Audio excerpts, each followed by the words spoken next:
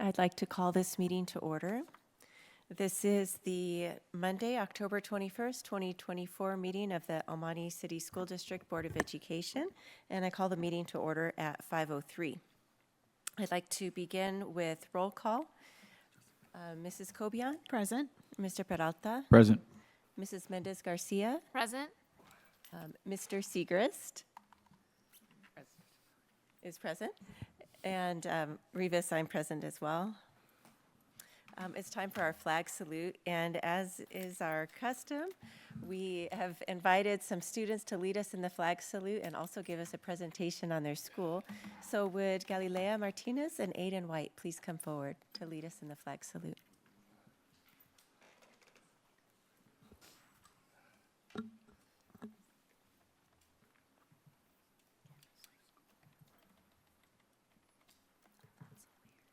Good evening, District Board members, District Administration, and audience members.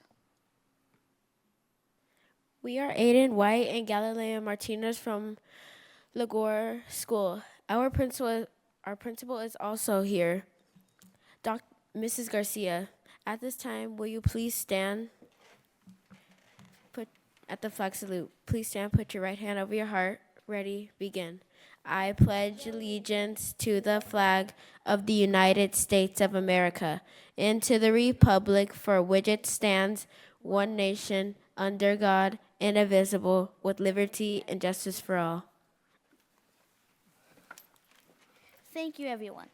We are very excited to be here to share about our school, Lagore Elementary. At Lagore, we lead by example, we encourage others, we achieve goals together, and above all, we do the right thing. This is our mission.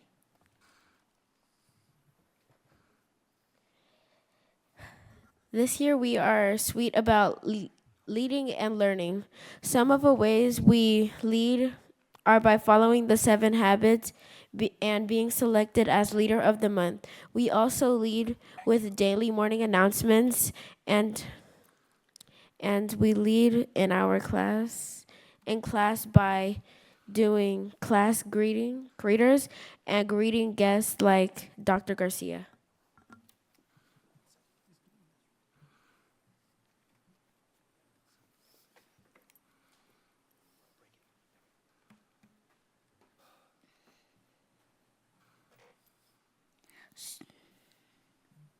Students are encouraged often at Lagore. Every Friday, we have a school cheer where we celebrate each other, show school pride, and come together as a school community. Other ways we encourage is by sharing positive messages during morning announcements, holding community circles in our classrooms to build relationships, and also participate in welcome assemblies with our principal. At Lagore, we work on achieving our goals every day. We have school wigs that focus on our reading progress, attendance, and ST Math. And grade 3 through 6, we work on setting goals for the SBEC. We work hard to meet our goals by working, teamwork, goals, and our priorities. Doing the right thing is an everyday thing at Lagore. By synergizing, participating, and helping, we get to show our leadership and teamwork skills. We show pride in our school by participating in spirit days and having fun. Being a student at Lagore is about learning while having fun in our school community. Thank you for allowing us to share about our school. Go Aztecs!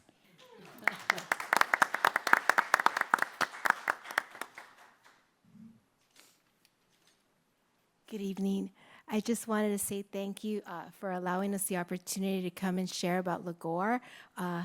We are not so tiny, but we're very mighty and we're very proud Aztecs. So thank you. I hope you enjoyed our presentation. Thank you to our parents for allowing their students to be part of this. And again, thank you. Thank you for allowing us this opportunity.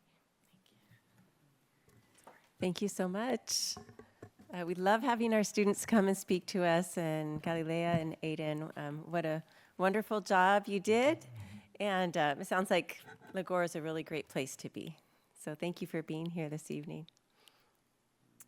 Next on our agenda are cabinet reports. Dr. Garcia? Thank you, President Rivas. If I can just start off with just my gratitude as well for Lagore, the two students and parents. A wonderful presentation, and I'm just so excited about our future in general. Every time we invite students to come to speak to the board, they just give us a glimpse of what's ahead of us, and we are in great hands. So congratulations on being such fantastic leaders. As Robert is getting us teed up to present our cabinet updates, we continue to just do amazing things throughout the district, and I want to just take this moment to acknowledge the fantastic team from A through Z across EMCSD. So Mr. Herrera, you're up first. Thank you, Dr. Garcia. First up, as you know, this time, in a few weeks when we meet next time for our board meeting, in a few weeks, Election Day will have passed. And for the Montecito School District, we have an initiative on the ballot that is of great interest to us, that being bond measure ME. It would raise $105 million of local tax revenue if passed and help us to take steps in further elevating the condition of our facilities and chip away at that need that was identified in our master plan. If you recall, we started the master plan process last year, I believe 2 years ago. 2 years ago, we wrapped it up a few months ago, identifying close to $600 million of needs. Measure ME is a school bond that would generate $105 million of local property tax revenue here for the school district that can be used for facility improvements. And you can see there some of the renderings from our master plan of how we would be looking to hopefully modernize some of our our multi-purpose rooms so they serve dual functions and expand our outdoor green spaces and modernize our schools and take them to the next level. As we look forward to the next slide here, just a look back on the month of September, and some data came out from the state, and we can see there on that graphic below the attendance rates over the past few years, 2022-23 to compared to 23-24 as we come out of the pandemic years. You see the improvement statewide with attendance rates increasing. Of note is that Montecito School District's attendance rate is more than 2% last school year, above the elementary statewide average. And we attribute that to some of the strong attendance initiatives that we have here. Last month in September, our schools did a great job of engaging families and students in various attendance initiatives and fun activities to promote student attendance and the importance of them attending school. It's not only the funding that's generated, what's more important is the instructional opportunities that they're missing out on when they're not attending school. And so we're happy to report that last school year we had an attendance rate close to 96%. And we hope to continue to elevate and increase that attendance rate as we move forward into the current school year and beyond. Of note, in the governor's budget, a new law that will go into effect July 1st of 2025 will allow school districts to recoup ADA or attendance in 15-minute increments in after-school programming, before-school programming, on intersession days, whether that being over spring break, enrichment Fridays, and things like that. So we're excited about that new change in the law and the opportunity that it will have here in our school district, and we're planning what that can look like as we go into the next school year. As we pivot our attention to some legislation, this is a piece of legislation that was signed a few years ago, AB 218. It extended the statute of limitation on certain claims that can be brought forth against entities and other individuals. It does apply to school districts. I do want to make it very clear that we don't have any claims here in El Monte City School District. However, we are part of joint powers authorities and risk-sharing pools. So although we don't have any direct claims against El Monte City School District, when you are in a risk-sharing pool, you share your risk. And so many districts across the state of California have been hit with some of these claims over the past few years. And so there was reviver language in this legislation, and a lot of the insurance agencies, well, all the insurance agencies didn't set aside enough liabilities because the statute of limitation was closed. And so over the past few years, there have been assessments that all school districts have been hit with from their insurance providers. On tonight's purchase order report, you see an assessment on there from one of our JPAs that we were formerly a member of. And to date, it totals up to close to $1 million of assessments. So although we've had no claims, we are part of a risk-sharing pool, and that's a cost that has been assigned to us. It's not unique to El Monte City School District. Every school district has been assessed these additional insurance assessments. But of note is that we don't have any claims or direct lawsuits against El Monte City School District under this category. Now, as we look at on the topic of school safety and always making sure that we have safe school environments, last week we participated, all our schools did, in the Great Shakeout and earthquake emergency drill. And it was a good test of our emergency preparedness systems at the school level and the district level. The schools did well, and they'll be debriefing with their staff to look at areas of growth and went well, so we continue to always be prepared. As a reminder, schools are required to hold emergency drills every month, but once a year, we coordinate all the schools to have them at the same time, and we simulate we do a full dress rehearsal of the Great Shakeout earthquake emergency drill. Something of note, too, that we want to highlight, over the past few months, we've been updating our processes and going digital with more and more of our internal forms. And some of those forms include employee time off requests, printing requests, study trip approvals. Employees can now access their W-2s and pay stubs digitally. So it's been a long time coming, and we're happy for the implementation. Over the past few months, we've had more than 10 forms that we've digitized, and that's close to 6,000 forms that have been submitted so far. And the next phase, we actually enter that phase today. And moving forward, as we digitize more and more forms, whether they be time cards or other school-based forms, so we're happy about the updating our practices and streamlining our operations. And lastly, just touching on our Synergy student information system, we started the process a year and a half ago. We spent the last school year configuring the system and implementing it. We launched the system officially on the first day of school, actually a few weeks before the first day of school, but most users utilize it on the first day of school when they were taking attendance. So everything went as smooth as can be, to be expected with the new student information system. Our last student information system had been with us for 10 years, so it was a lot of change for the organization, but we're hopeful that this new software will allow us to facilitate data-driven decision-making so we can have a more holistic view of the student. Last week, our staff also participated in some standard-based grading since we just reached the end of our first quarter, and teachers for the first time will be inputting grades into our new SIS. So far, everything has gone well, and we look forward to growing with the system and adding and introducing new features in the weeks and months to come.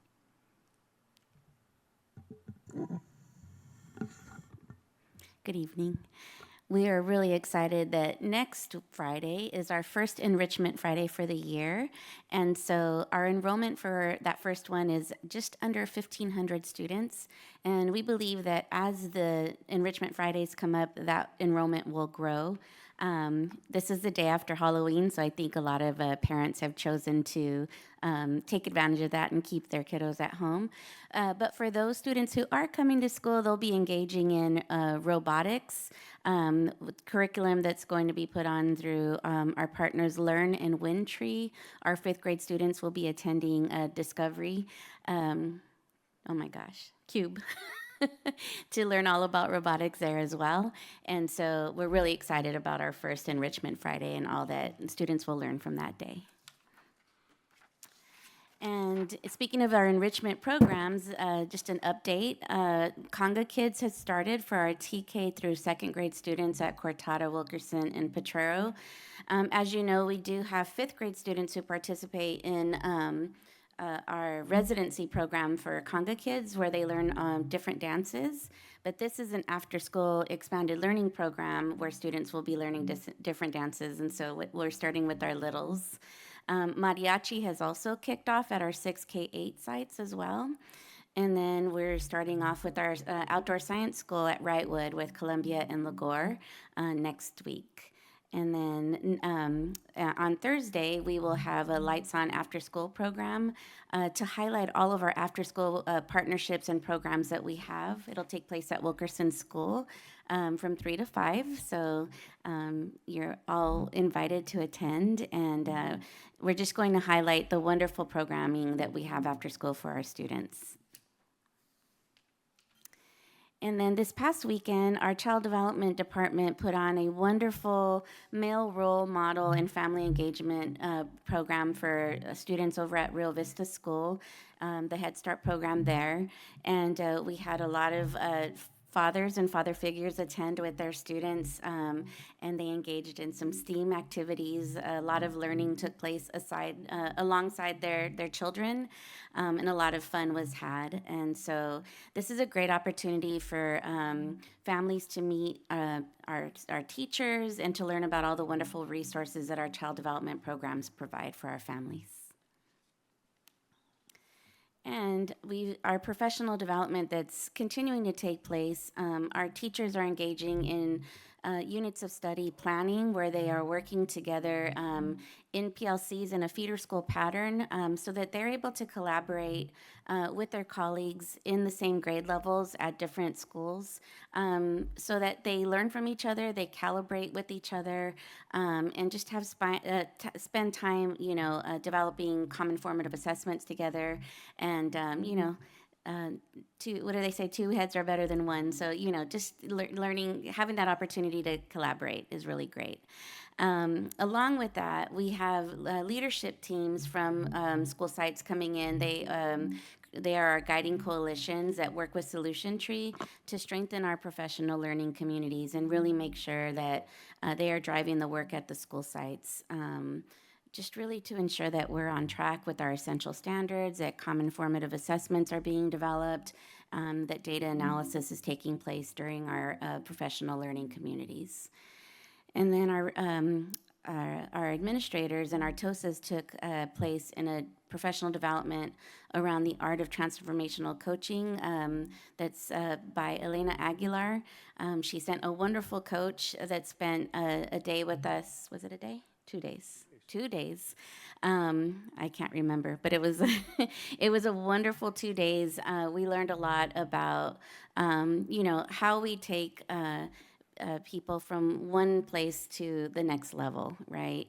How we coach them up, and it was a wonderful experience.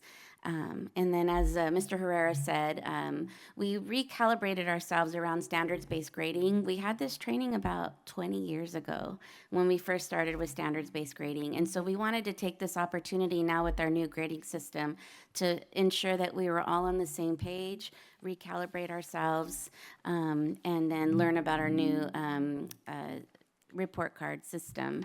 And so more to come on that as we learn all about our new report card system for next year and our new grade book for next year as well. And our Western Justice Center partnership at our 3 school sites is taking place, and they are working at our sites to also develop our teachers and build capacity around restorative practices, utilizing community circles, working with parents as well. And so that's been a wonderful experience as well that's been taking place. Good evening, everyone. Just want to give you an update in regards to personnel. The start of the school year usually means the start of some systems that we have in place every year. One of that being negotiations, and so we anticipate beginning negotiations for this year with our EMTA, our Elementary Teachers Association, and then later on in the year, usually mid-year is when we start up with our 2 classified units, CSEA 10, which is our classified staff, and then CSEA 356, which represent our child development teachers. But that said, last year, part of our negotiations, specifically with the EMTA, was a 2-year agreement in regards to salary. And for this school year, it was a 2% off-schedule payment based on their 24-25 salary. And so last week on October 16th, those checks were sent out to school sites. And so they all should have received them for this year. And so we fulfilled that. With our CSEA bargaining units, they weren't interested in a 2-year conversation. And so we just settled on last year. And obviously we'll be discussing salary with them this year because we did agree for benefits for all of our units for this year as well. And that said, when we talk about staffing, in regards to our certificate of staff, we've been fully staffed from the start of the school year, especially in special education. When we hear from our colleagues in other districts, they're still talking about utilizing agencies to staff, where we've been fully staffed since day one. And even, within a month, we may have had someone that may have left our district to another district, and we were able to replace them pretty quickly. So we're pleased about that. Classified staffing usually sees a little more turnover rate throughout the year, especially at the start of the year. But even with our classified staff, a lot of our classified staff, if they choose to leave us, whether it's retirement or maybe taking something closer to home, it's been an exciting time to see other of our current members promote up to these vacancies. And with those promotions, it creates vacancies down lower, which allows us to bring in new EMCSD family members, as we like to say, right? So while we do see a lot of turnover rates, and on tonight's action consent for classified, you'll see a long list of new hires, because that's what we're seeing is that change in movement of staff. But I'm pleased to say after we go through this, we're going to be staffed again fully, and we'll move forward. Thank you, Mr. Stellenbach. And so I get to invite you and share, to end our wonderful presentation, I invite you to all these wonderful events coming up and share some of the things that are happening currently. This week, we kicked off Red Ribbon Week, and so in partnership with El Monte PD, we are going to different schools, going through all of our schools throughout the week and sharing positive messages about kids taking care of their bodies and saying no to drugs. And so it's a fun-filled week, all in the spirit of Red Ribbon Week. Also kicking off very soon is EMC voting centers. We're always really happy to be a partner with the county and offer voting centers in our local community to make voting accessible to El Monte residents. And so this year we're hosting 3 voting centers, the first one at Durfee School, the second one at the Jeff Seymour Family Center, the third one at Rio Hondo School. And I do want to point out that early voting will begin on November the 2nd. It'll go from November the 2nd through the 4th from 10 a.m. to 7 p.m. And Election Day, of course, is November 5th from 7 a.m. to 8 p.m. And a shout out to the 3 facilities who have adjusted their schedules to make sure that people have the right to exercise a civic duty. An invitation for everyone here tonight. Durfee once again will be hosting their Dia de los Muertos. This is an annual event that has taken place in the last 3-4 years. Just a wonderful, wonderful community event. So please join us on November the 7th from 4 to 7 p.m. As you can see, there's going to be student performances, there's going to be live music, a senior folklorico. I'm excited about that, and much, much more. 4 to 7 p.m. at Durfee School. Rio Hondo Veterans Day is also slated for November 8th at 10 a.m., and this is an event that's been taking place for over 20 years, if I'm not mistaken. And this is an opportunity to thank our local veterans and for the students at Rio Hondo and other schools to learn more about why we have this wonderful day off in celebration of people that served our country. And so if there is a veteran in your family, please send them our way. We would like to honor them on this day, and please join us at the annual Rio Hondo Veterans Day celebration. And then lastly, really popular, last year we had a clothes swap where we invited families to go through closets, and we know that kids outgrow clothes very, very quickly. It's an opportunity to bring clothes to the Jeff Seymour Family Center and also take clothes that are now appropriate in a different size. And so up until next, I believe this Friday, we will be accepting clothes at the Jeff Seymour Family Center. If anybody would like to donate items, please bring them by. Gently used sweaters, jackets, pants, shirts, scarves, and hats can be turned in, and I believe they can also be given to the community liaisons at the different school sites. And then more information to come on when that clothes swap will take place so that people can come by and pick up some clothes in a different size or a different look if that's what's being looked for, right? And I think that's it for us this evening, so thank you. And if you have any questions about our presentations or any of the updates, happy to answer any questions. Thank you very much. It's now time for our board reports. Mrs. Cobian, would you like to start? Thank you. And again, thank you to our guests. It's such an honor always to have some of our wonderful shining leaders come and present to us. So thank you for being here. I think I'm going to hold my update because it's mostly about the Guiding Coalition, and we're going to talk about that a little bit later. But I just want to say it was really encouraging and inspirational to see this room filled with people all kind of working towards this goal that we've set. And so just really happy to be a part of that. Thank you. Thank you. Mr. Peralta? So over the last month, I did a lot of walking. I walked in the Children's Day Parade, and then I later on, I think about a week or so after that, we had the walk to school. We did from Marseille over to Columbia. So a lot of walking going on in my schedule. And then I was also participating in the Guiding Coalition meetings as well. And I am also very much inspired by the as Dr. Piñera was saying, 2 heads. Well, there's like 80 to 90 heads going on in here, and a lot of great ideas have been coming out from it. And yes, I'm the newest member here, but there's a lot of I hear the words that complete the thoughts in my head was what was going on, especially during that second meeting. So again, very inspired, very happy to see this kind of cooperation going on with the members within our community to come forward with a new vision, a new mission, a new idea as to guide our process by which we educate these students within our community. Thank you. Mrs. Mendez Garcia? Yes, thank you. Yeah, just when looking at our board policies, I saw that we're updating it for Title IX, and kind of just give a perspective of, from an administrative standpoint, of who's currently going through the training. So kind of to shed light that because of this is definitely increasing the amount of people that we need trained to do investigations, depending on your district, how many you're getting, and just being cognizant that it's now to kind of depending on how many reports you get, it is taking away now time from our administrators to having to now take the time to do those investigations.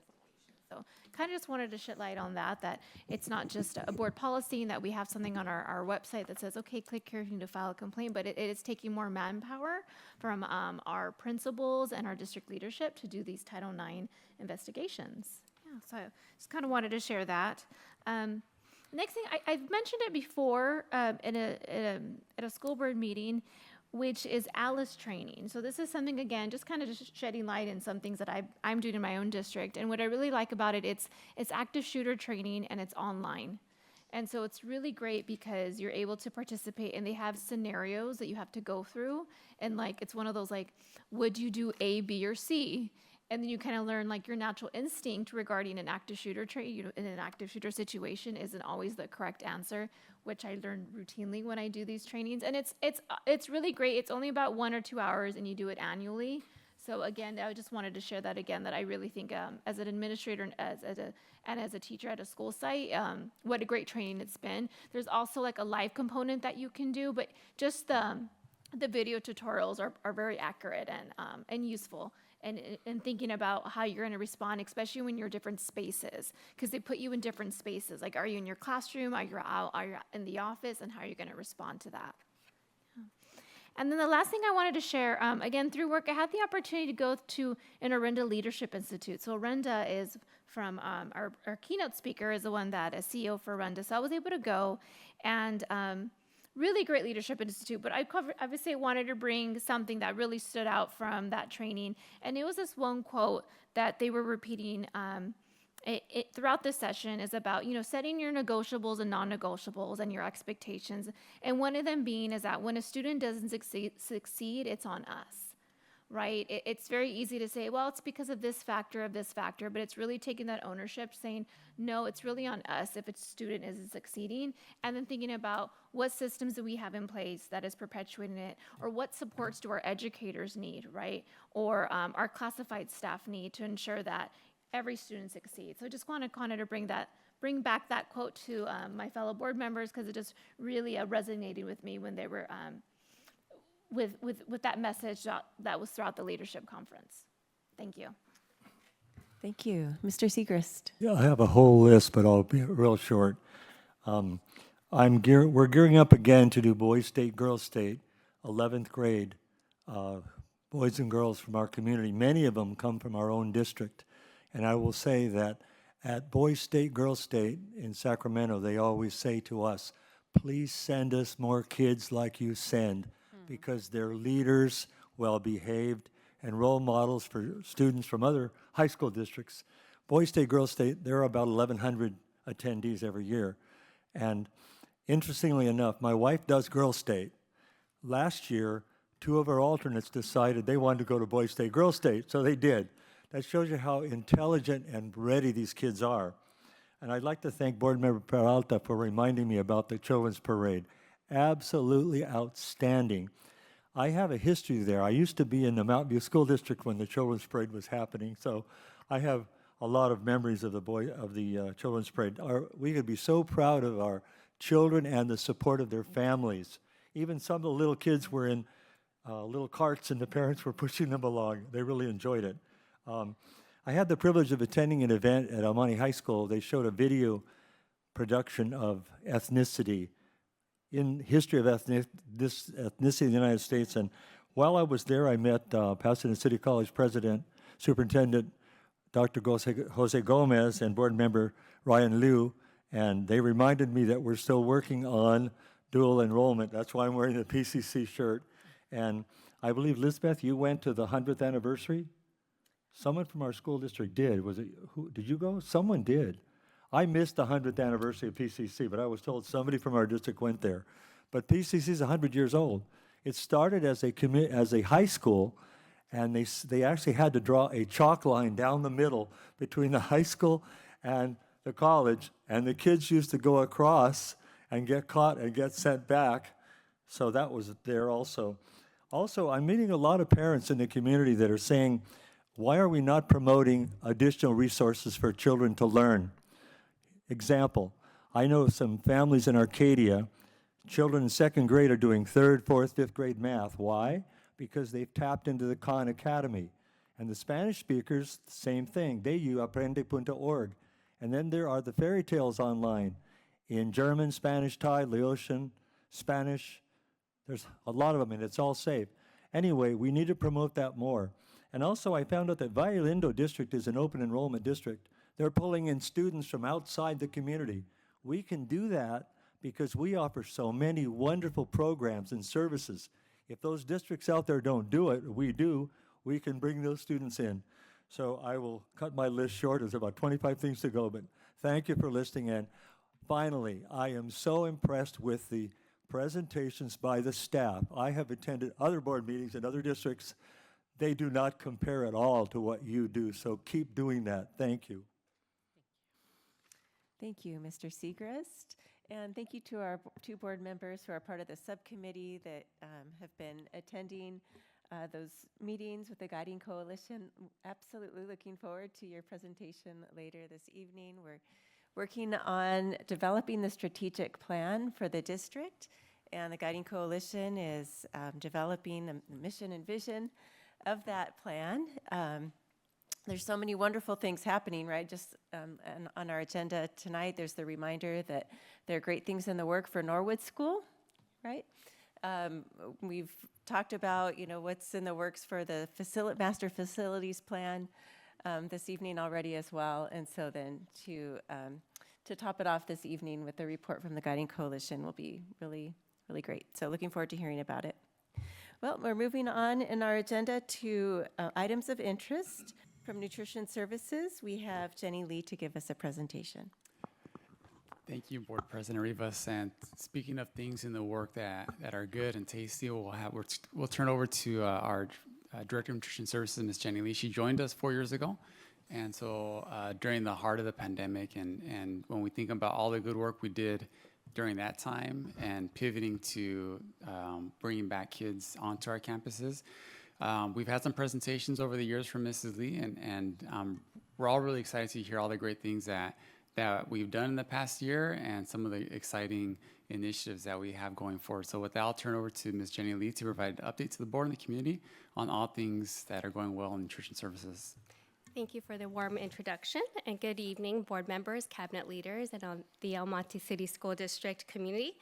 It is a privilege to be up here today on behalf of the Nutrition Services team. We are a team of 80 who are dedicated to the well-being of our students and our community in every meal that we serve. I'd like to start with our mission and our values. The El Monte City School District Nutrition Services Department is committed to supporting student success with fresh, wholesome meals and ensuring no child goes hungry. Our values: We elevate the nutritional quality of our school meals while expanding access for all students. Educate through impactful nutrition programs that inspire lifelong healthy habits. And lastly, empower nutrition services team members through meaningful professional development and growth opportunities. Last year, we continued our work in scratch cooking and increasing the amount of scratch cooking that we do in our central kitchen to improve the overall quality of our meals. We were able to hire and promote from within 2 of our staff members, Ana de Escobedo and Annabelle Cuevas, as supervisors in our central kitchen. Anna last year spent most of her year out in the field developing recipes, taste testing with our students. She examined and made sure every single lunch tray was packed at our central kitchen with that met quality control standards. And as you can see, by the increase in meal participation across the board, our students embraced the changes that we were making. Annabelle oversaw production and events, resulting in over 200 student and family events last year. In looking at our breakfast participation, we see that we are averaging about 66% this past year, which is similar to the year prior. We hope that we will see an increase in participation this year as we continue to improve on the quality of our meals. We're looking at freshly baked items again in our central kitchen, some warm breakfast bowls, and opportunities for us to bring breakfast in the classroom to all of our students. We hope that these changes will see a result in an increase in breakfast participation. Last year, we served an average of 82% in lunch participation, with 40% of our menu being scratch-made or freshly prepared.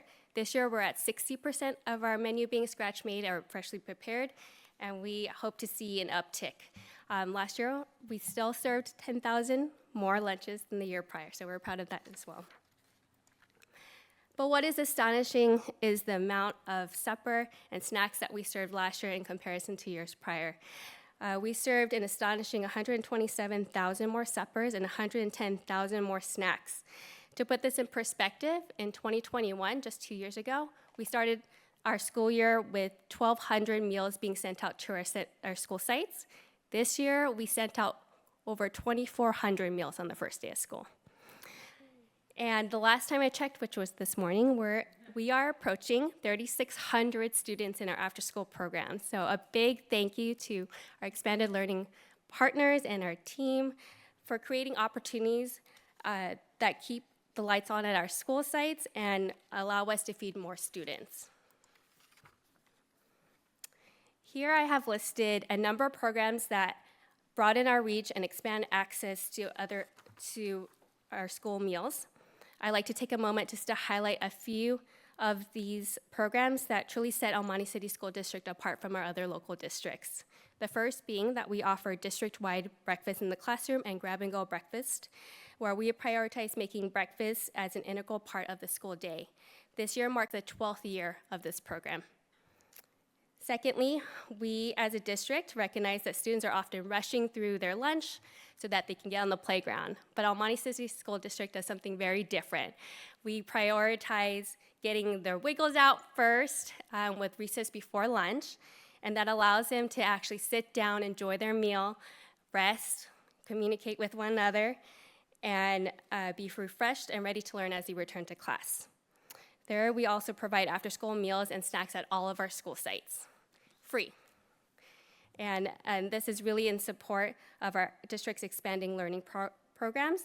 And our after-school meals and snacks ensure that the students have the energy they need to focus and thrive beyond our regular school hours.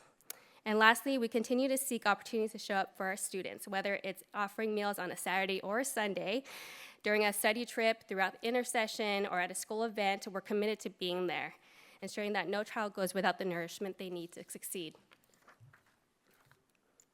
Now, I wanted to take a moment just to highlight a little bit about our after-school meals.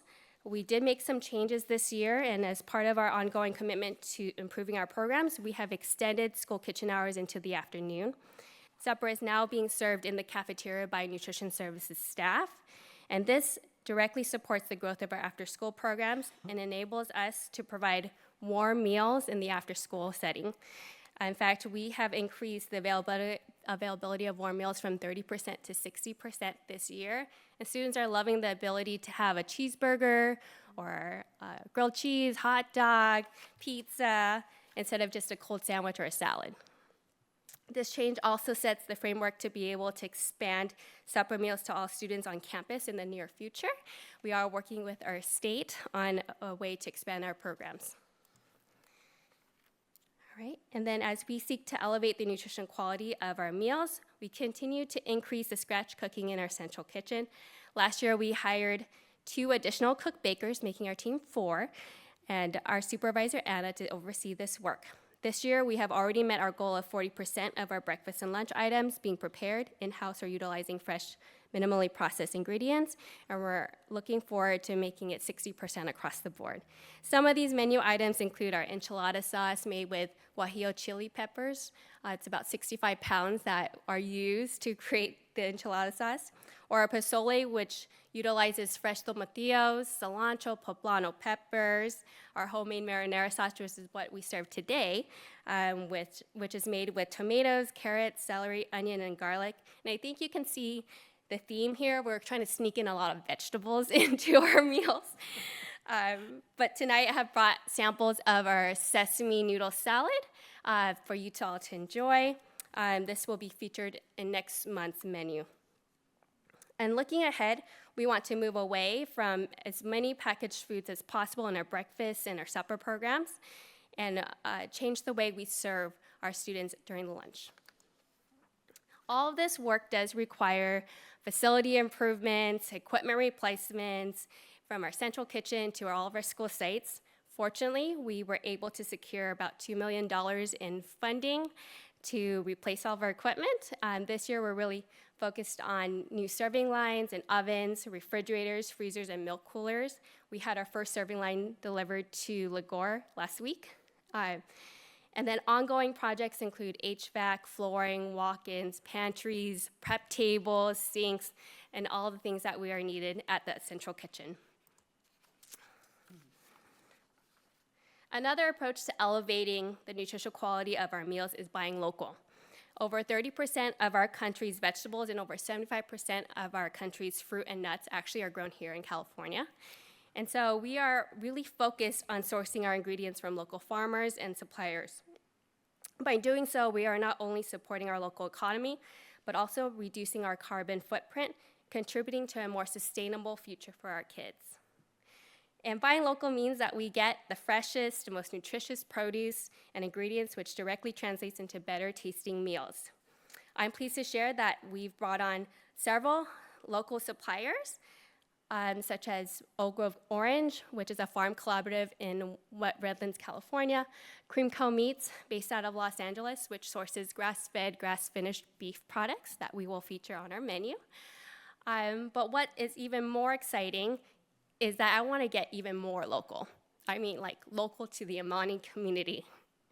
And for example, I'm pleased to share that we are embarking on this journey to source local tortillas, tortilla chips, breads, empanadas from here in Amani. By partnering with local businesses, we can provide our students with meals that not only support the community, but also reflect the rich flavors of our area. In fact, we are partnering with our high school district on this endeavor so that we are able to support our local businesses sustainably. Our aim is to feature these items on our menu very soon, and that our meals will be both nutritious and representative of our vibrant community. To demonstrate just the volume that we are purchasing, here's a snapshot of all of the produce that we buy in the past few years. In 2022, we have averaged around 8,400 pounds of produce per week. Okay, that's a lot. With 25% of it being locally sourced. In 2023, we're averaging 12,700 pounds a week, with 30% being local. And this year already, we're on track at 13,600 pounds of produce per week, with 31% being locally sourced. All of this lovely produce is going into the recipes that we're preparing at our central kitchen or served fresh to our students in the cafeteria and in our breakfast and supper programs. Right here are some kumquats, and that was a fun Harvest of the Month tasting that we did.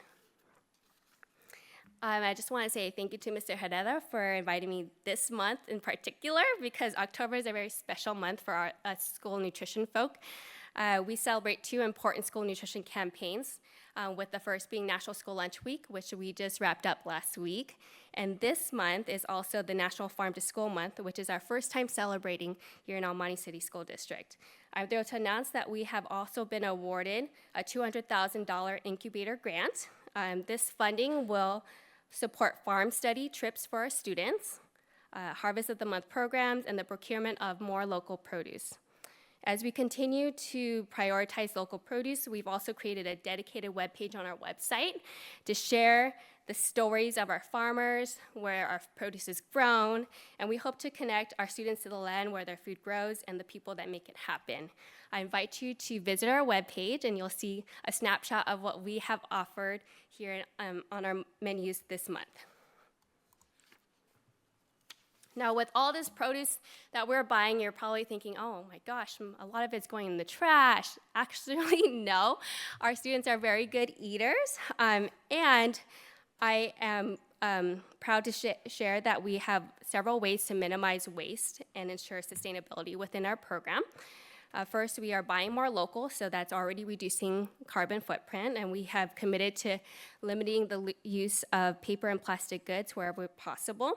We've implemented batch cooking, menu forecasting, and we continue to provide nutrition education and menu promotion to encourage our students to actually participate and eat the food that we're providing.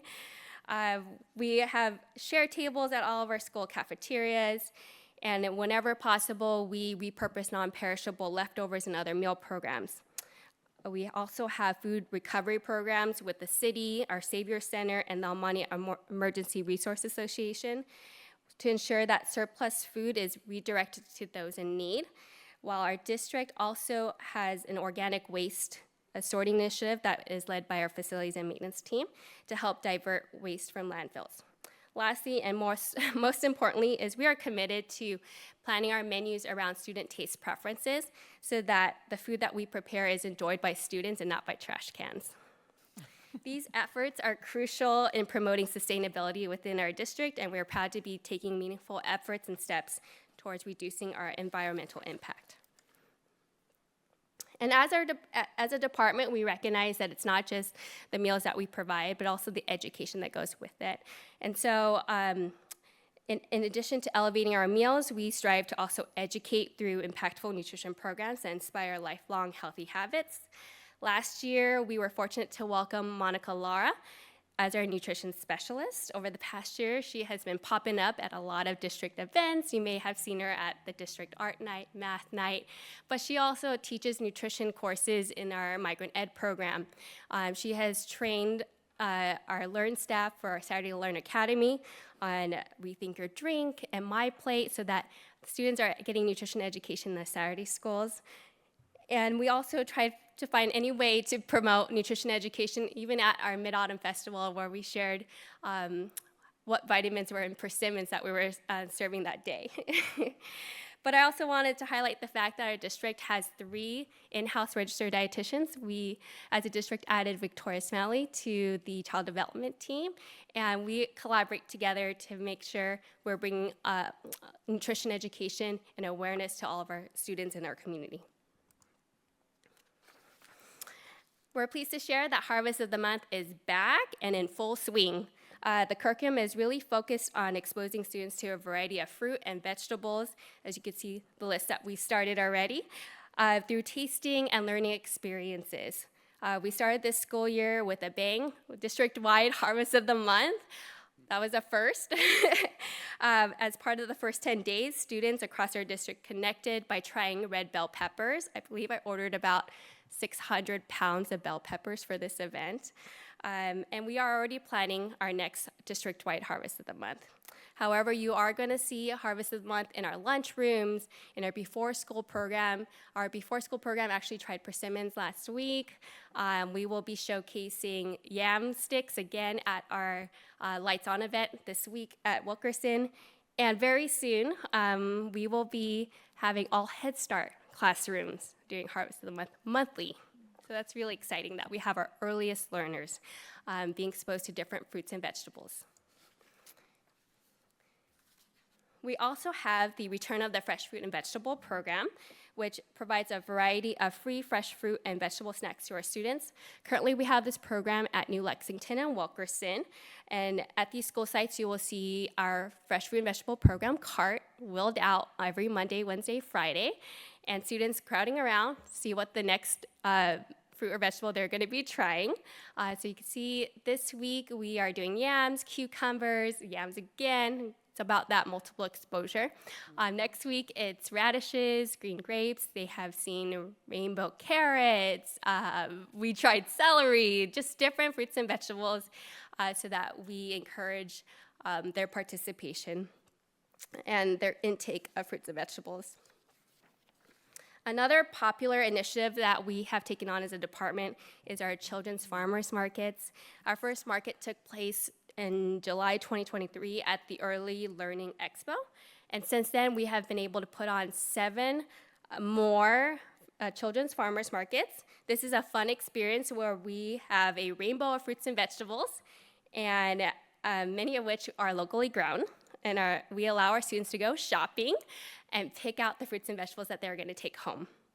I've seen parents and guardians just use this as a learning experience for their kids, teach them how to pick, oh, don't get that apple, or this is how you pick the right onion, different fun experiences. But again, we try to incorporate as much nutrition education as possible, flyers, posters that talk about the fruits and vegetables that we're showcasing, recipes even.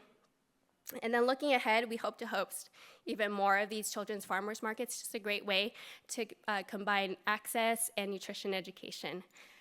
Through all these 3 programs, we hope to cultivate a love for fruit and vegetables among our students and promote healthier eating habits that will last a lifetime. All right.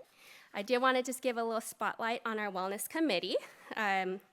Last year, we, as a wellness committee, rebranded. I think it was time. And they selected the slogan, Wellness Stars Lighting the Path to a Healthier Tomorrow.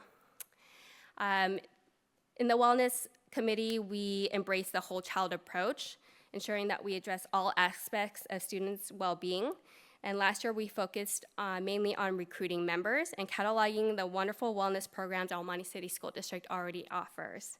We now host all of our meetings at our school campuses, and our wellness stars include community liaisons, counselors, district departments, learn coordinators, and parents.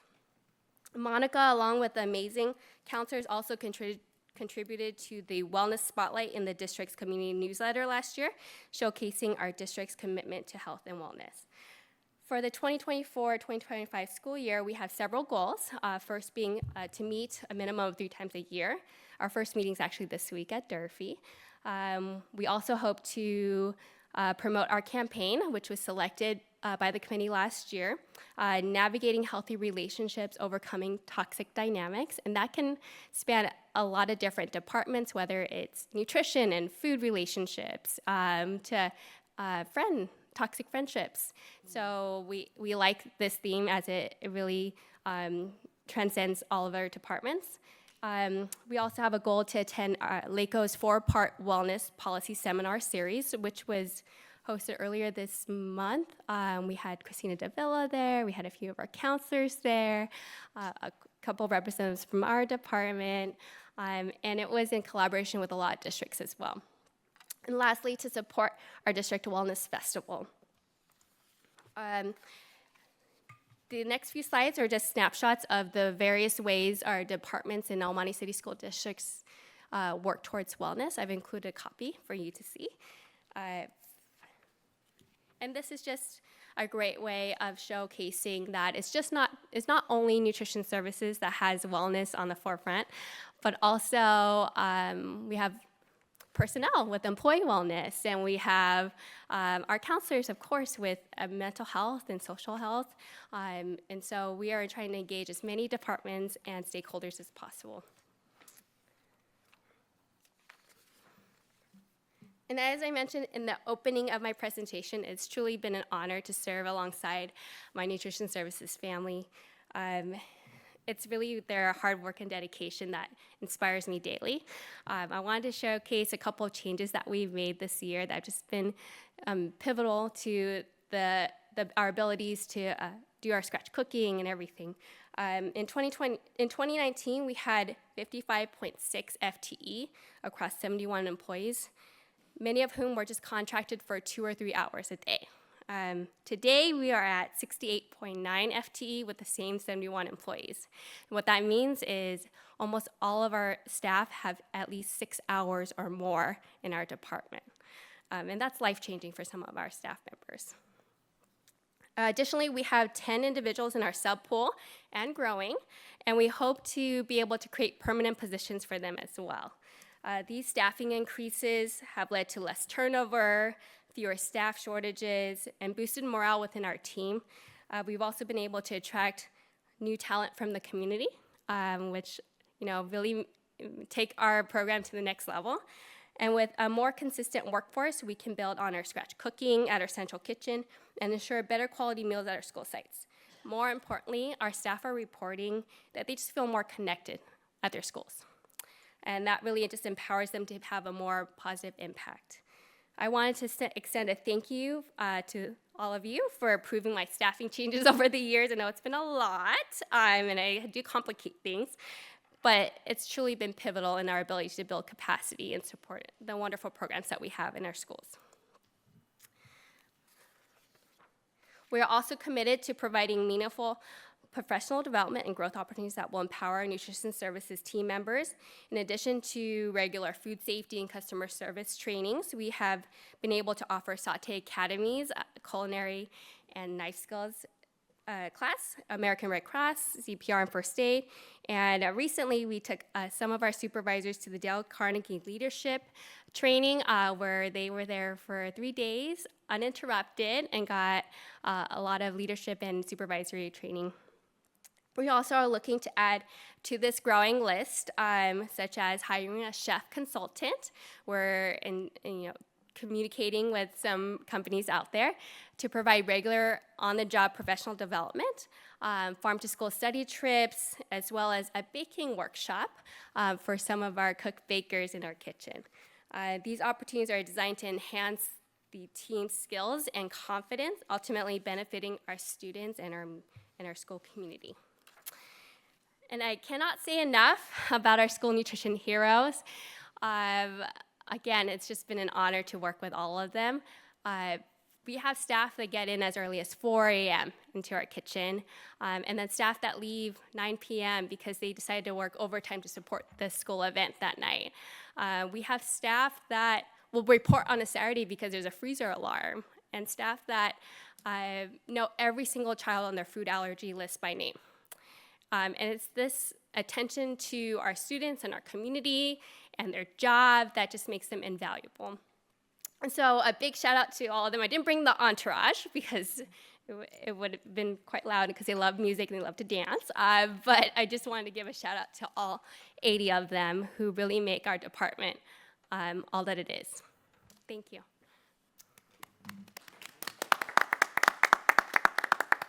And one of the things I want to highlight, thank you, Ms. Jenny Lee. I think the board and the community can rest assured that the leadership that you provide, right, for our nutrition services team, we have our meal services in the hands of good leadership and the staff.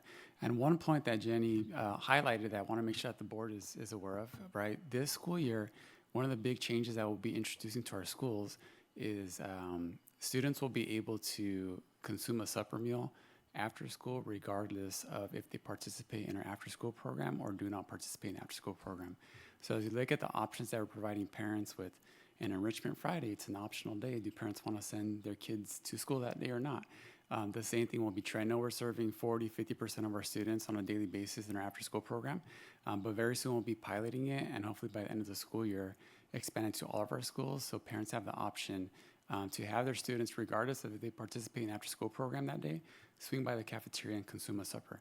But we're working out some of the supervision details to make sure that the kids that are supposed to stay on campus, and the kids are supposed to exit after they consume their supper meal, exit campus. So thank you, Jenny, for the innovative ideas that you bring forward, and you've really transformed our school nutrition operations over the past few years. Thank you.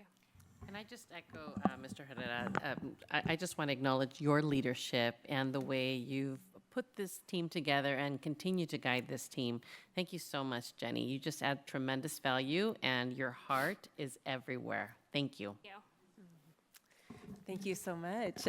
Does the board have any questions or comments for Jenny? Yes, I saw the abbreviation CK. Is that Central Kitchen? Yes. Yes, I get it. Also, the Wellness Committee, can anybody attend that? Yes. Okay, and also, I saw the topic of myths, mitos, myths. What kind of, what myths are there? She was talking about different low carb or fad diets in her nutrition education courses. Okay. It's just a hot topic amongst parents whenever she does a lesson. Whether the lesson is focused on something entirely different, they always ask, well, what about that keto diet that's out there? And so Monica Lara, she actually in her prior work was a clinical registered dietitian, and she brings a lot of expertise and knowledge to this field. My grandpa used to tell us kids that if you eat grape seeds, you'll have a plant growing out of your stomach. That's a myth. Yes. Thank you. Any other I questions? love the report. Beautifully done. Thank you. Yes, absolutely. Any other questions or comments? I just wanted to say, having seen the Children's Farmers Market in process, it's really amazing if anybody gets a chance to see it, just to see the kids. And there's some elements of, learning along the way, like, you can pick 2 of these and 3 of these, and making sure that, there's that, the counting for the young kids and things like that. But it's really neat to see the way the families kind of come together and support each other, but the kids get to make the decisions ultimately. So I appreciate that a lot. And we're excited because through our partnerships with the different farms, there are some farmers that want to come out and be a part of our Children's Farmers Market and be able to talk about the produce that they're growing and having those connections. Some of the presentations are about the superpowers of each fruit and vegetable, and so and having the kids choose their superpowers for the day. So we're looking forward to making that just a even better program this year. That's one more. And May I I ask one more question? What time does the Wellness Committee meet? We usually meet at 8:30 or 9 o'clock in the morning. I don't have the actual invitation.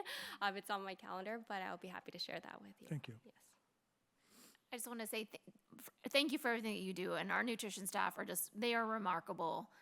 And I know that a lot of them are community members, and so that just means so much. But thank you again for also maintaining that social media presence. It's just was it EMC Eats, right? It's just another great way that we're promoting to our community, to our parents, to show them, like, look, we just offered pozole the other day, So thank you so much for also doing that, and again, just bringing another positive highlight to our school district. I appreciate that.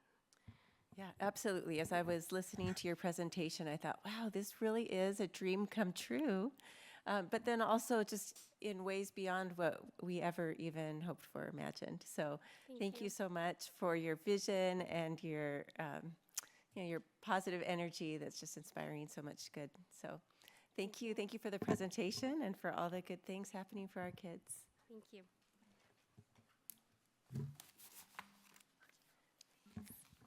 Moving on in our agenda, it's now time for communications. For public comment, I see we have no cards. Okay, and then No written communication has come forward. Okay, thank you. Then we will move along to closed session. In closed session, we will discuss one item,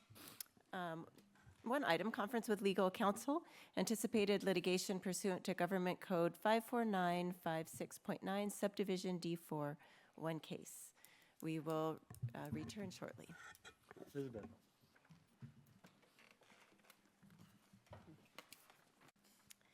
Okay, I'd like to resume open session at 6:31. We were previously in closed session and no action was taken. It's time for the approval of the minutes. Consideration of approval of minutes for September 9, 2024 meeting. Is there a motion? I'll move to approve. Motion made by Mrs. Cobian. Is there a second? I'll second. Seconded by Mrs. Mendez Garcia. Any discussion? All those in favor? Aye. Aye. Opposed? Motion carries 5-0. For reports, we have 2024-25 Williams Uniform Complaint Policy Quarter 1 Summary Report. Thank you. Before you, is the Williams Uniform Complaint Report that must be filed with the Los Angeles County Office of Education. This is for quarter one, which is July 1st through September 30th. And it it covers areas such as facilities, textbook availability, and certification for teaching staff. So if any complaints are reported to the district, then we are required to investigate them, but we're also required to report them as well. And so this report will be submitted to LACO tomorrow morning after it is reviewed by you. And for the first quarter, we're pleased to share that there were no complaints filed. Thank you. Is there a motion? I'll make the motion to approve. Motion made by Mr. Peralta. Is there a second? I'll second. Seconded by Mrs. Cobian. Any discussion? All those in favor? Aye. Opposed? Motion carries 5-0. For action consent items, are there any items that you would like pulled for separate consideration? Hearing none, is there a motion to approve the consent agenda? I'll move to approve. Motion made by Mrs. Cobian. Is there a second? I'll second. Seconded by Mrs. Mendez Garcia. Any discussion? I'll just comment that we have three employees that are retiring that have served for a very long time. I'd just like to name them. We have Gerardo Avila, 35 years, Velia Diaz, 45 years, and Ana Vico, 35 years. An incredible service to the district. So definitely wanted to acknowledge them, and I'm sure we'll be celebrating them at the end of the school year. All those in favor? Aye. Aye. Opposed? Motion carries 5-0. For action item number 1, consideration of approval to adopt Resolution 242508, celebration of Native American Heritage Month, November 2024. Is there a motion to approve? I'll move to approve. Motion made by Mrs. Cobian. Is there a second? I'll second. Seconded by Mr. Peralta. Any discussion? All those in favor? Aye. Aye. Opposed? Motion carries 5-0. Item 2, consideration of approval to adopt Resolution 242509, celebration of Veterans Day, November 11th. Is there a motion to approve? I'll move to approve. Motion made by Mrs. Cobian. Is there a second? I'll second. Seconded by Mrs. Mendez Garcia. Any discussion? I know sometimes we hear a little bit more about the resolution, so I didn't know if we were, Dr. Pinedo. Yes, would you like me to read both of them? Yes. Sorry. Okay, for the Native American Heritage Month, this resolution is to honor Native Americans' cultural and historical contributions and foster a deeper understanding and appreciation of their heritage. It aims to promote awareness of Native American history and traditions among students, educators, and the community, while emphasizing the importance of respecting and preserving these cultures. Thank you. Any discussion? Oh, and one more. The veterans. one Okay. also. Okay, and for our Veterans Day, November 11th, this resolution is celebrating Veterans Day on November 11th to honor and express gratitude to the men and women who have served in the armed forces in the United States. It acknowledges the sacrifices, dedication, and bravery of veterans in defending the nation and upholding its values. It also serves to instill in our students a profound appreciation for the contributions of our veterans and the importance of service to one's country. Thank you. And thank you, Mrs. Cobian. All those in favor? Aye. Aye. Aye. Opposed? Motion carries 5-0. Item 3, consideration of approval of purchase orders. Mr. Herrera. Thank you, Board President. This is the September purchase order report. There's 552 purchase orders listed on there, totaling over $2 million. Some purchase orders of note is you'll notice there are some purchase orders for Lakeshore, who we are partnering with to continue the expansion of our furniture refresh in our classrooms. We've modernized all of our TK classrooms. We've set up some pilot kinder, first, and second grade classrooms, and we hope to get feedback in the near future from other staff members so we can expand in those grade levels. And we've continued with our progress with our special ed classrooms, modernizing the furniture. And we will continue up to third grade, all the way up to eighth grade. So slowly but surely, we're modernizing our classrooms with new furniture. Thank you. Is there a motion to approve item 3? I'll make the motion to approve. Motion made by Mr. Peralta. Is there a second? I'll second. Seconded by Mrs. Cobian. Any discussion? All those in favor? Aye. Aye. Opposed? Actually, I would like to withdraw my vote. I'll abstain. So that will be 401. And item 4, consideration of approval of annual and 5-year developer fee report resolution 242511. Yes, this is required per government code. As a school district, we are authorized to collect school impact fees when there is new development or modernization that is in excess of 500 square feet. The high school district actually collects the fee on behalf of the feeder school districts. The developer fee is set at $3.36 per residential square foot and 54 cents per square foot for commercial and industrial construction. And El Monte School District collects about 60% of that. So there's a cost sharing agreement there between the high school and the local elementary school districts. This is required annually and then once every 5 years to make sure that we never fall out of compliance. We bring the 5-year report every year and just bring it forward as on a rolling basis to make sure that we never fall out of compliance. The penalties for not bringing the reports forward to the board for approval are quite steep. The city of San Clemente back in 2015 had to repay $10 million of school fees that they collected to developers because they were found to be out of compliance. Wow. Thank you. Is there a motion to approve item 4? I'll move to approve. Motion made by Mrs. Cobian. Is there a second? I'll second. Seconded by Mrs. Mendez Garcia. Any discussion? All those in favor? Aye. Aye. Opposed? Motion carries 5-0. And item 5, consideration of adoption of resolution 242512, CEQA exemption. Thank you. This resolution seeks the approval from the board to proceed with filing paperwork with the county of LA that would allow us to pursue a exemption under the California Environmental Quality Act, CEQA. It's related to the Norwood greening project. As a reminder, we partnered with Trust for Public Land, and LA County granted us $9.8 million to revitalize Norwood. The exemption here is related to the work to be done there.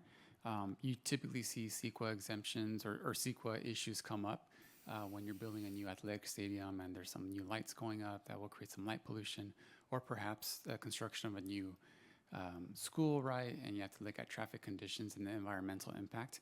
In this case, there's existing structures which will be minimally altered, and there's a lot of green outdoor spaces that will be revitalized. So there is a possibility to move forward with the exemption.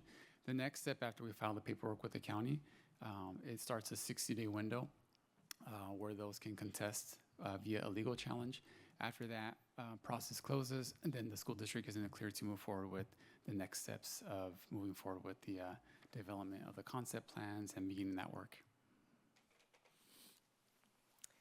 Thank you. Is there a motion to approve item 5? Just have one question. I came in after this was all approved. Is there still going to be opportunities to provide input on the ultimate final design? I saw some, I tapped back into my planning commission days and saw some things that I was like, ooh, that looks interesting. So I'm hoping there's opportunities in the future to still provide a little bit of input. Correct. And really it was concept plans that were developed with input from stakeholders in order to pursue the grant opportunity, right?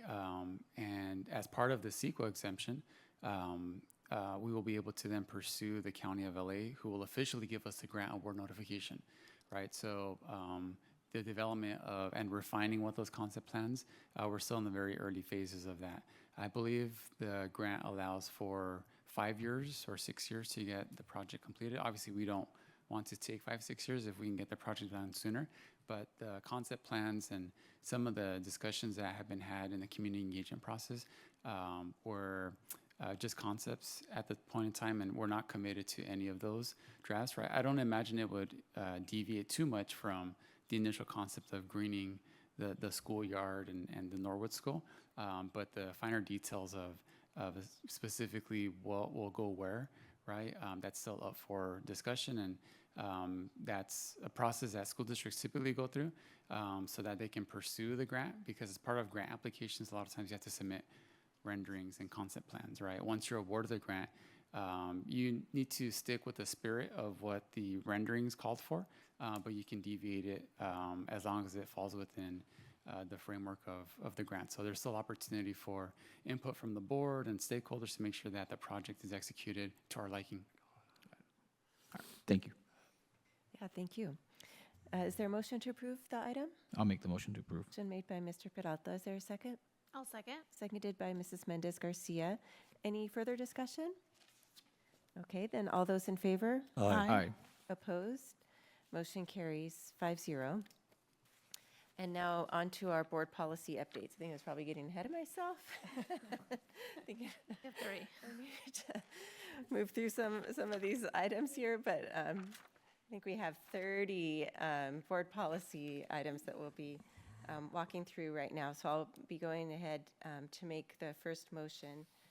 These are all first readings, and many of them are just in response to new laws, new legislation, and so thank you to our cabinet for keeping up on these and bringing these new policies to the board. So let's see, board policy updates.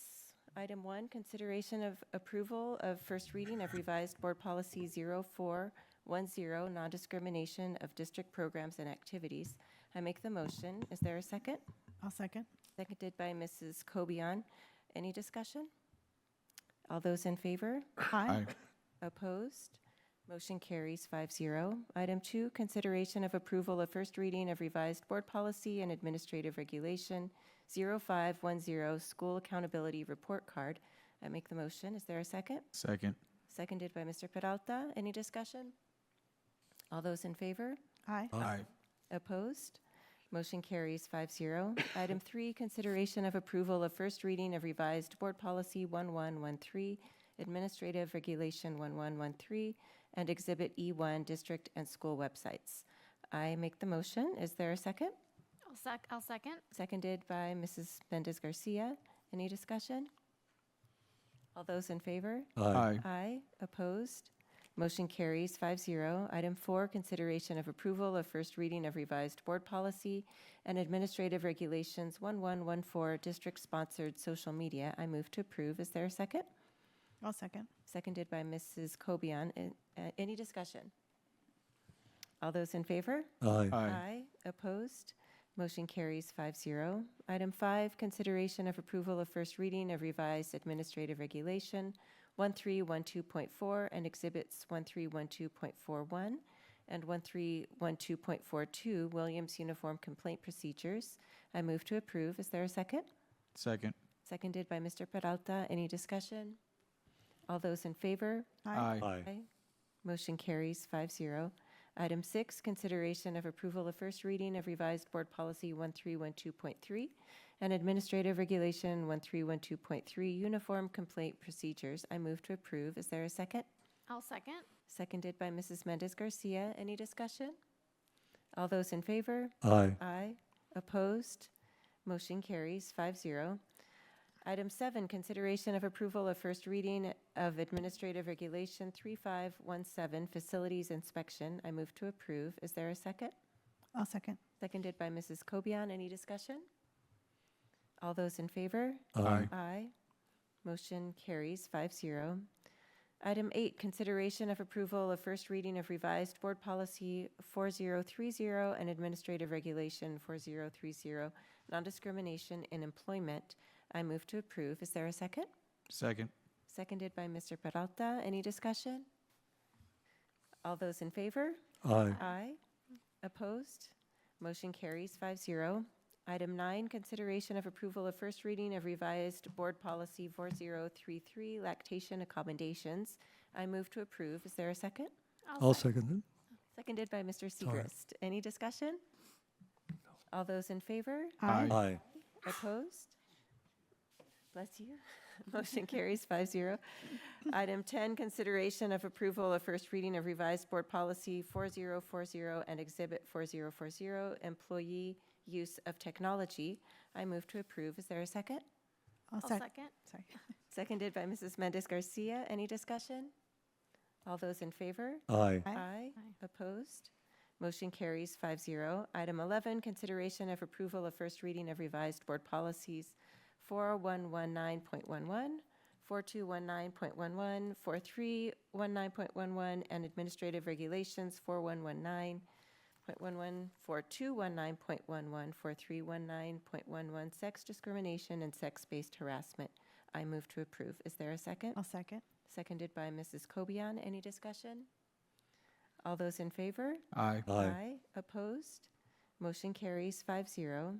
Item 12, consideration of approval of first reading of revised administrative regulations 4119.12, 4219.12, 4319.12, and exhibits 4119.12, 4219.12, 4319.12, sex discrimination and sex-based harassment complaint procedures. I move to approve. Is there a second? I'll second. Seconded by Mr. Peralta. Any discussion? All those in favor? Aye. Opposed? Motion carries 5-0. Item 13, consideration of approval of first reading of revised board policy 5113 and administrative regulation 5113, absences and excuses. I move to approve. Is there a second? I'll second. Seconded by Mrs. Mendez Garcia. Any discussion? All those in favor? Aye. Aye. Opposed? Motion carries 5-0. Item 14, consideration of approval of first reading of revised board policy 5144.1 and administrative regulation 5144.1, suspension and expulsion due process. I move to approve. Is there a second? I'll second. Seconded by Mrs. Kobian. Any discussion? All those in favor? Aye. Aye. Opposed? Motion carries 5-0. Item 15, consideration of approval of first reading of revised administrative regulation 5144.2, suspension and expulsion due process, students with disabilities. I move to approve. Is there a second? Second. Seconded by Mr. Peralta. Any discussion? All those in favor? Aye. Aye. Opposed? Motion carries 5-0. Item 16, consideration of approval of first reading of revised board policy 5145.3 and administrative regulation 5145.3, non-discrimination harassment. I move to approve. Is there a second? I'll second. Seconded by Mrs. Mendez Garcia. Any discussion? All those in favor? Aye. Aye. Opposed? Motion carries 5-0. Item 17, consideration of approval of first reading of revised board policy 5145.6 and exhibit 5145.6, parent guardian notifications. I move to approve. Is there a second? I'll second. Seconded by Mrs. Kobian. Any discussion? All those in favor? Aye. Aye. Opposed? Motion carries 5-0. Item 18, consideration of approval of first reading of revised board policy 5145.7 and administrative regulation 5145.7, sex discrimination and sex-based harassment. I move to approve. Is there a second? Second. Seconded by Mr. Peralta. Any discussion? All those in favor? Aye. Aye. Opposed? Motion carries 5-0. Item 19, consideration of approval of first reading of revised administrative regulation 5145.71 and Exhibit 1 5145.71, Title IX, Sex Discrimination and Sex-Based Harassment Complaint Procedures. I move to approve. Is there a second? I'll second. Seconded by Mrs. Mendez Garcia. Any discussion? All those in favor? Aye. Aye. Opposed? Motion carries 5-0. Item 20, consideration of approval of first reading of revised board policy 5146, married, pregnant, parenting students. I move to approve. Is there a second? I'll second. Seconded by Mrs. Kobian. Any discussion? All those in favor? Aye. Aye. Opposed? Motion carries 5-0. Item 21, consideration of approval of first reading of revised board policy 5147, dropout prevention. I move to approve. Is there a second? Second. Seconded by Mr. Peralta. Any discussion? All those in favor? Aye. Aye. Opposed? Motion carries 5-0. Item 22, consideration of approval of first reading of revised board policy 6000, concepts and roles. I move to approve. Is there a second? I'll second. Seconded by Mrs. Mendez Garcia. Any discussion? All those in favor? Aye. Aye. Opposed? Motion carries 5-0. Item 23, consideration of approval of first reading of revised board policy 6112 and administrative regulation 6112, school day. I move to approve. Is there a second? Second. Seconded by Mr. Peralta. Any discussion? All those in favor? Aye. Aye. Opposed? Motion carries 5-0. Item 24, consideration of approval of first reading of revised board policy 6142.92, mathematics instruction. I move to approve. Is there a second? I'll second that. Seconded by Mr. Segrist. Any discussion? All those in favor? Aye. Aye. Opposed? Motion carries 5-0. Consideration of approval of first reading of revised board policy 6152 and administrative regulation 6152.1, placement in mathematics courses. I move to approve. Is there a second? I'll second. Seconded by Mrs. Kobian. Any discussion? All those in favor? Aye. Aye. Opposed? Motion carries 5-0. Item 26, consideration of approval of first reading of revised board policy 6164.2, guidance counseling services. I move to approve. Is there a second? Second. Seconded by Mr. Peralta. Any discussion? All those in favor? Aye. Aye. Opposed? Motion carries 5-0. Item 27, consideration of approval of first reading of revised board policy 6163.4 and exhibit 1 6163.4, student use of technology. I move to approve. Is there a second? I'll second. Seconded by Mrs. Kobian. Any discussion? All those in favor? Aye. Aye. Opposed? Motion carries 5-0. Item 28, consideration of approval of first reading of revised board policy 6177, summer learning programs. I move to approve. Is there a second? I'll second. Seconded by Mrs. Mendez Garcia. Any discussion? All those in favor? Aye. Aye. Opposed? Motion carries 5-0. Item 29, consideration of approval of first reading of revised board bylaw 9010, public statements. I move to approve. Is there a second? I'll second. Seconded by Mrs. Kobian. Any discussion? All those in favor? Aye. Aye. Opposed? Motion carries 5-0. And item 30, consideration of approval of first reading of revised board bylaw 9012, board member electronic communication. I move to approve. Is there a second? I'll second it. Seconded by Mr. Segrist. Any discussion? All those in favor? Aye. Aye. Opposed? Motion carries 5-0. Thank you, board.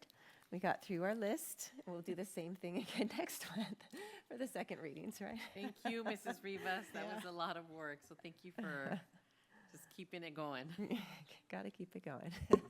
We got our teachers here. Got to keep these things moving along. Okay, and now it's time for our discussion session. What I've been looking forward to, the Guiding Coalition update. And Dr. Garcia, if you'd like to start us off.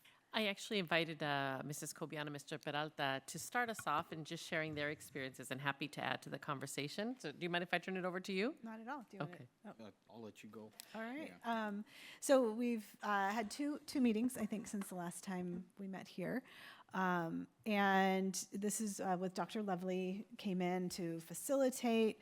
The district was able to invite 80, 90 people. I mean, yes. the whole room in here is filled. And stakeholders from a variety of areas, covering as many, I think, as we possibly could, from all levels within the district, parents, community members. I know we had a representative from Longo Toyota and the chief of police and Parks and Rec. And so just a really broad sweep, I think, which is really healthy for our district.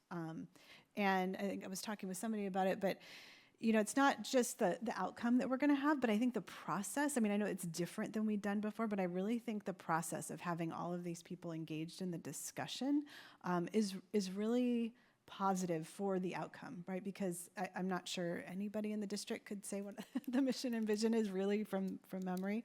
But I think there's a lot more buy-in and a lot more intent behind the work that we're doing. So just wanted to sort of validate that, it was a different step that we took in terms of doing this process for our strategic plan, and really, really appreciated that. In the first meeting, we had some students from, I think it was Arroyo and Almani High School. Yeah, came and they actually sat up here and shared. There were some prompts, but they shared their experiences when they were Almani City students, things that were value to them, what the experience here has helped prepare them for, what they look back at and appreciate, or that they thought might have been different or better, or things like that. So that was really encouraging, because that was actually before we started any of the group discussions. And I think we're going to be going also and doing some student focus groups at the high schools to get even more input going forward. And I don't want to keep talking. I'm Peralta. No, and I agree totally with what you're saying. And I think something else that's coming from this is some, I don't want to say unintended consequences, but it's something on the side that's happening as well. At least I feel it. There's these connections being made by these different community members who otherwise normally probably wouldn't interact, right? And like me personally, I didn't know anybody at my table. And so it was a great introduction for me to get to know a few different people from different aspects within our district, within our community. And there's these connections being made that should only serve to be good for the district going forward, because there's a lot of team building going on, a lot of ideas being shared, and people are being encouraged to not be shy with what they want to say. And so then that kind of empowers everybody to really like hear somebody else say something and then incorporate maybe those ideas into their own ideas as well. But yes. Sure. And then we did in both meetings, the first one was kind of focused on sort of our vision of the outcome of what we want students to look like, to take away when they leave our district and in their future. And so there were kind of group discussions about what is the model 8th grader look like in terms of it wasn't necessarily skills focused. It was sort of like the whole child in terms of what we wanted them to come away with. And then the second meeting, which was just last week, I guess, was focused on kind of brainstorming what are things for a mission and vision. And one of the key things, that was different than I think we've done before was keeping it really short and really to the point and really focused, on students and on the work that we want to do, but doing it in a way that is sort of, thinking beyond just what's here, right? Because we're just preparing students for what's next. This isn't the end of their education and things like that. And I think an interesting thing, because at the end, and then everybody shares and we have some discussion around things, is that it was a lot of fun. I think everyone had a really good time. The principals were leading each of the table groups, but everybody took it really seriously. There was, some discussions over wording and punctuation, but then also, bringing in different ideas that, people had in different spaces in their lives. Comparing things when we were students in school to what students are facing now.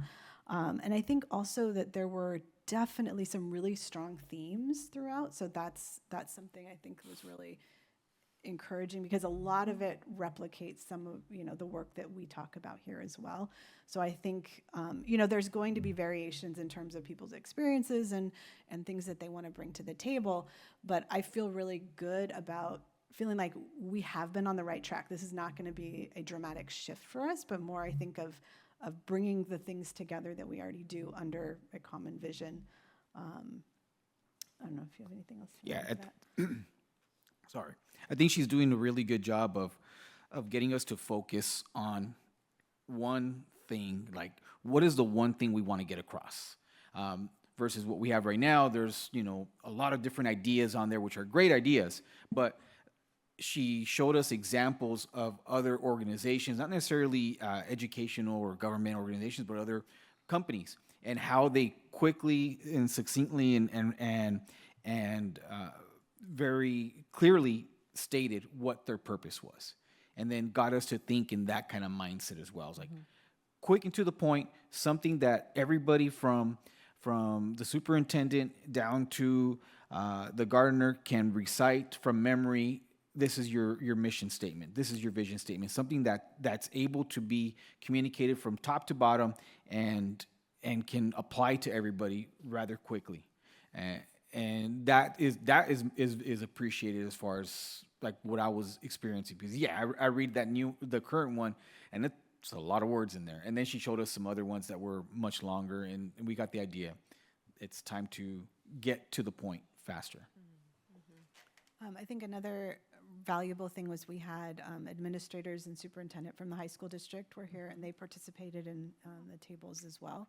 So that was kind of, a good partnership, because ultimately that's where our students are headed next. And so, making sure that there's buy-in at that level too, I think is really helpful. And I'll just again say, I think Dr. Lovely is, she's done it before, so I think having that experience and kind of creating the process for us has been really helpful. Thank you. I think you both did an exceptional job of summarizing those first two meetings. I just wanted to lift up a couple of the comments that they made. The alignment in the room is just so wonderful to feel and to see. And something that Dr. Lovely commented on after the first session was, just in comparison, because she has done this work at other school sites, or in other districts, and she talked about how our district went here immediately, right? We've always prioritized the whole child, and so there was not a group that was stuck on skills and the skills that need to be evident or present in any type of language that we put forth as a district, but really focused on outcomes, right? And I think that's really, really important, whole child outcomes. So it was just wonderful to be in a room with individuals, and not that we all agree on the details, but that we agree that we want the best for our students, and we want to curate experiences and opportunities aligned to those. And then in this last meeting, what I thought was so fascinating is the way the prompts that she gave us in a table group to create, mini vision and mission statements that really allowed every single person to share. So it's not one person that's monopolizing the conversation, but the way she's really prompting us to work together is for everybody to contribute. And then, because we do share at the end, not at the end, but after we complete an exercise, that alignment is there. And there's ahas. And you can just see the conversation elevating to that next level because we're bringing forth all of these great ideas. So there's more to come. We have 2 more sessions. And I think in the next 2 sessions, we're going to start bringing things together and start finalizing some of those outcomes to bring to the board. But I wanted to just agree and echo that there is just really good momentum. The dynamics in the room are excellent, and this district just is so primed to really think about the whole child because of the leadership that the board has put forth for many, many, many years. And so it's exciting. I'm really curious to see where we land because I think she used the word sticky, right? We want things to stick. And sometimes it's those smaller vision and mission statements that stick. And so I'm really excited for meeting number 3 and meeting number 4 with the Guiding Coalition. And I'll just say one more thing too, which is I think initially I was concerned because she's done this before, right? Is there some sort of preconceived outcome that she's really just guiding us to, right? And you can definitely tell that that's not the process, and that this is going to be something uniquely El Monte City. So it's as much as there's a whole variety of missions in every school, is in the same ballpark. You can just tell by the way the conversations are going that of course we are different than everybody else, and we're going to create something that's unique for us, which is really neat. Yeah, incredible. Thank you so much to the 2 of you for serving on that subcommittee, as a subcommittee. They're in that room with that the huge group of people, right? The Guiding Coalition. Any questions or comments from the other board members? Yeah, I have a question. For the following meetings, is it still the whole group of 90 people, or are you narrowing it down? No, so the next two meetings will be the entire Guiding Coalition, and then when we finish that work, we'll have a draft of a mission and a vision statement, and then from that, we'll break off into a subcommittee, members from that group, to start working on a portrait of a student.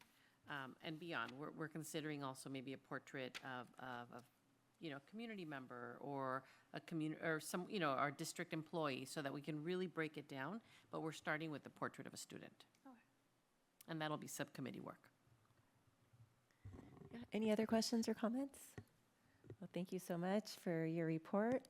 And for future discussion items, Dr. Garcia and I were looking at a schedule for upcoming board presentations, because I know there have been a number of presentations that were requested by other board members. And so I'm not sure if we have anything to share this evening, or? Not a complete schedule, but I just wanted to identify the topics that we're working on.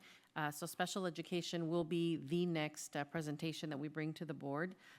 We're also going to be presenting on education technology and discussing artificial intelligence within that presentation.